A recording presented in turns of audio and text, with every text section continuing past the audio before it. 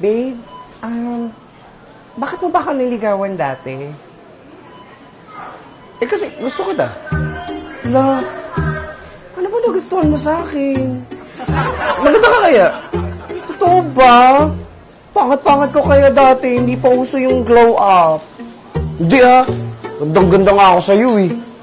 Si Sheila kaya yung pinakamaganda nung high school. Siguro, pero ikaw yung pinakamaganda para sa akin. Sa maganda si Sheila. Bakit mo siya niligawan? Saan galing yun? So babe, ano nga nagustuhan mo talaga sa akin kaya mo ako niligawan? Kasi, simple ka lang nun. Mainhin, sipag, matalino. No, totoo ba? Ang bobo ko kaya noon. Puro line of 9 lang ako. Line of 9 kasi, matalino ka. Kaya nagustuhan kita. Wala. Hindi kaya ako matalino.